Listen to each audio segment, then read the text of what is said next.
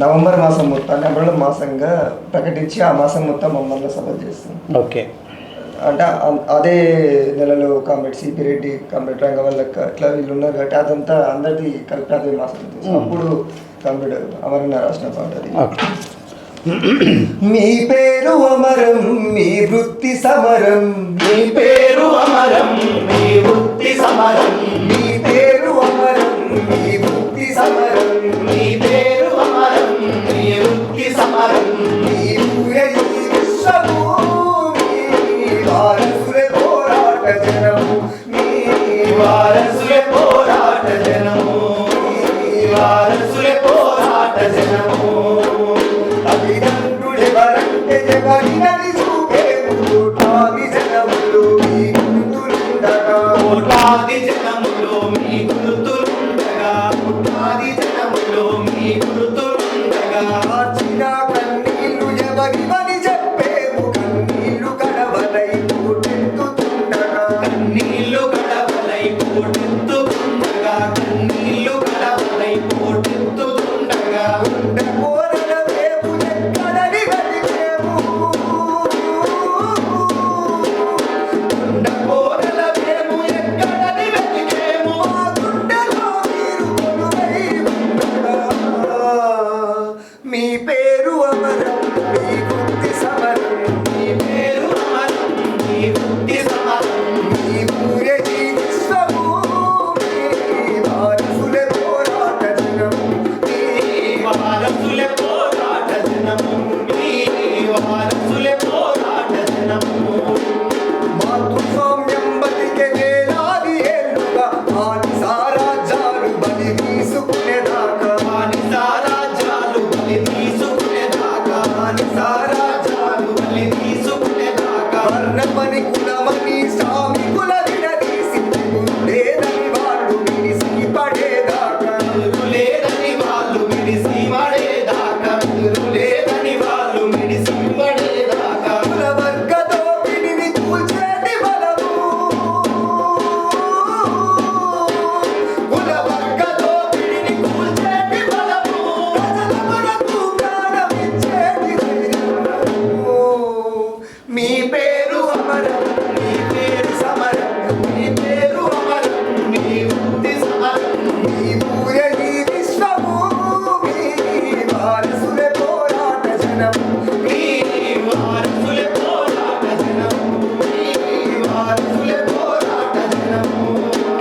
డొంకల్లో అడవుల్లో పొట్టుల్లో వరముల్లో నడిచిపోయే దారి పూల బాట కాదు, పోయే దారి పూల బాట కాదు, నడిచిపోయే దారి పూల బాట కాదు, డొంకల్లో అడవుల్లో పొట్టుల్లో వరముల్లో నడిచిపోయే దారి పూల బాట కాదు, నడిచిపోయే దారి పూల బాట కాదు, నడిచిపోయే దారి పూల బాట కాదు. విప్లవమే ఎదురీత కలబడి నిలిచేది ఆటు పోటాలను మతీరముకు చేరేది, ఆరు కోట్లాలకు మందిరంకి చేరేది, ఆరు కోట్లాలకు మందిరంకు చేరేది, కనుగొంటు రేపటిని తప్పుల నడుమా,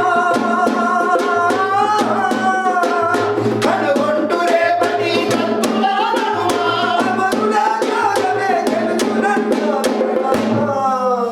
మీ పేరు అమరం, నీ పేరు సమరం, నీ పేరు అమరం, నీ ఊరు సమరం, మీ పేరు అమరం, నీ వృత్తి సమరం, నీ పేరు అమరం, నీ వృత్తి సమరం, మీ ఊరే ఈ విశ్వభూమి, వారసులే పోరాట జనము, మీ వారసులే పోరాట జనము, మీ వారసులే పోరాట జనము.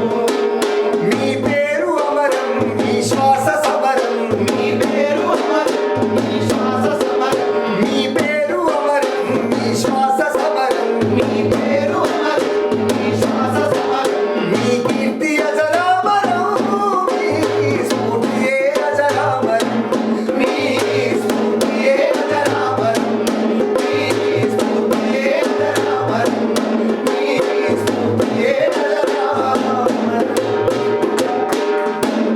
నిజంగా కూడా చాలా అద్భుతం మిత్రన్న. సాహిత్యం అంటేనే చాలా అద్భుతం. అందులో ఫస్ట్ పల్లవి మీ పేరు మీ పేరు అమరం, మీ వృత్తి సమరం. అట్లా పేరు అమరంతో వాళ్ళు చేసే పనిని సమరంతో చూపించినటువంటి పాట నిజంగా చాలా అద్వితీయం, చాలా గొప్పగా ఉంది నిజంగా రాకేష్. ఇప్పుడు ఒక్క పాట సనత్ చేస్తే తర్వాత అన్న దగ్గరికి వెళ్దాం మళ్ళీ. ముందుగా అంబేద్కర్ ఒక మాట చెప్పిరన్న, ఆర్థిక సమానత్వం లేనిది సామాజిక రాజకీయ సమానత్వం అనేది పొందలేరు ఎవరు అని కూడా చెప్పారు అంబేద్కర్. కార్మిక వర్గాలను మనం ఉద్దేశిస్తున్నప్పుడు ప్రపంచ వ్యాప్తంగా జరిగినటువంటి విప్లవాలు ఏవైతే ఉన్నాయో అక్కడ క్లాస్ ఉంది, కానీ భారతదేశానికి వచ్చేసరికి ఇది ఒక ప్రత్యేకమైనటువంటి సమాజం. ఇక్కడ కులం ఉంది. కాకపోతే ఏంటంటే బహుజన వర్గాలన్నీ కూడా ఏ కులాలైతే ఈరోజు కష్టం చేస్తున్నాయో, ఏ కులాలైతే ఈరోజు పారిశుద్ధ్య కార్మికులై ఈరోజు మన సిటీలలో కూడా అక్కడ ఎత్తిపోస్తున్నారు, కష్టం చేస్తున్నారు, మనం చేరానటువంటి పనులు చేస్తున్నారు. అక్కడ నుంచి మొదలు పెడితే అన్ని బహుజన వర్గాలన్నీ కూడా శ్రామిక వర్గాలు, కార్మిక వర్గాలు. కాబట్టి ఇక్కడ క్లాస్ని మనం ఉద్దేశించి మాట్లాడినప్పుడు మొట్టమొదటిసారిగా అడ్రస్ చేయవలసింది కులాన్ని. ఎందుకంటే కార్మికులలో అత్యధిక శాతం ఉన్నటువంటి వ్యక్తులందరూ కూడా బహుజన వర్గాల నుంచి వచ్చినటువంటి, అణగారిన వర్గాల నుంచి వచ్చినటువంటి వాళ్ళు మాత్రమే ఉంటారు. ఎక్కడ కూడా అగ్రవర్ణాలకు సంబంధించినటువంటి వాళ్ళు ఎక్కడ కూడా పారిశుద్ధ్య కార్మికుల లిస్టులో లేరు, రాయకాణాలు అడిగే కాడ లేరు, ఉండరు కూడా ఈ రోజు. అందుకే ఫస్ట్ ఇక్కడ ఏంటంటే ఈరోజు కమ్యూనిజానికి వ్యతిరేకంగా నేను మాట్లాడినట్టు ఇక్కడ ఏదైనా పోర్ట్రేట్ కావచ్చు, దయచేసి అది నా ఉద్దేశం కాదు, నేను అట్లా మాట్లాడలేదు. నా ఉద్దేశం ఏంటంటే గుర్తించాలనేది నా తాపత్రయం, ఆవేదన. కులాన్ని గుర్తించాలి, అది గుర్తించాలని చెప్పి అనేక మంది బహుజన మేధావులు గతంలో కూడా పోరాటం చేశారు.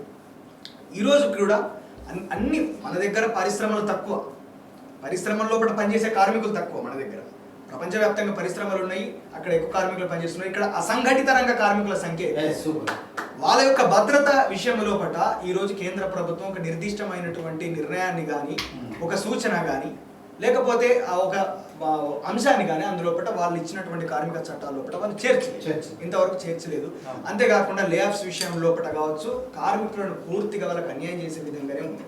300 మందిని ఒకటేసారి పరిశ్రమలు తక్కువ, పరిశ్రమలు లేవండి. పరిశ్రమల నుంచి ఎందుకంటే దీని వెనకాల ఉన్నటువంటి కుట్ర ఏంటంటే భారతదేశం లోపల ఉన్నటువంటి ప్రభుత్వ రంగ సంస్థలన్నింటినీ కూడా ఒకటే ముఖాన వాటిని ప్రైవేటైజేషన్ చేయడానికి మొట్టమొదటి స్టెప్ ఏం చేయాలి, అక్కడ అంటే అక్కడ నష్టం చూపించాలి. నష్టం చూపించడానికి అనేక రకాల కార్యక్రమాలు చేస్తూ ఉన్నారు. వాటితో పాటు లే ఆఫ్స్ చేయాలి కార్మికులకు తీసుకొని. సో వాటికి వెసులుబాటు కల్పించేటటువంటి చట్టాలు ఈరోజు తయారు చేస్తున్నటువంటి నేపథ్యంలో అన్యాయానికి గురవుతున్నటువంటి మొట్టమొదటి ప్రభుత్వ రంగ సంస్థ 7 దాదాపు 30 మంది అమరులైనటువంటి ఒక సంస్థ మన విశాఖ